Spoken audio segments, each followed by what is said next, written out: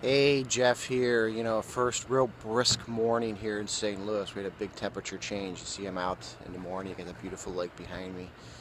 But I was thinking about a few things as far as, yeah, I'm on this 10-day shred. And one of the big things that you do is you give up alcohol. I'm not a huge drinker, but I do enjoy beer. And I'm not a big ultralight drinker. I like good beers, stuff with flavor and taste and things like that. But one of the things I always notice, and I go through Lent and I give up alcohol during Lent too. But one thing I always notice about that is my workouts get better. They're more effective.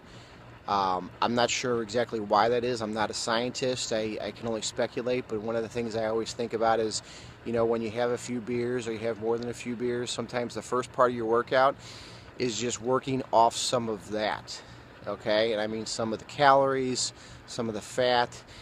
And you're just, even if you have a couple beers, I notice this, you're just not as awake as you normally are. So you get rid of alcohol out of your diet for a while. What happens on your workouts? Well, your workouts are more effective because you're better rested. You do get better rest when you don't drink. Alcohol does disrupt your sleep system. Understand that. So when you're better rested, you get better workouts.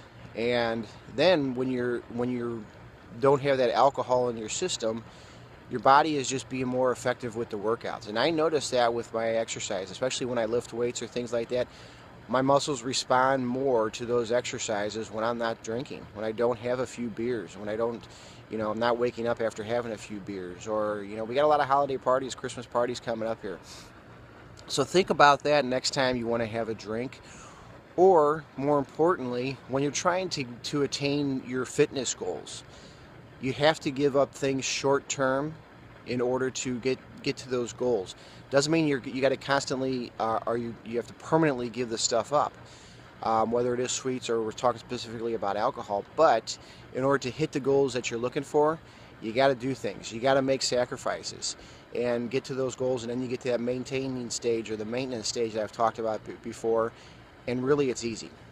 All right, would love for you to follow this YouTube channel, subscribe to it, share it with your friends and family, and we'll talk to you soon.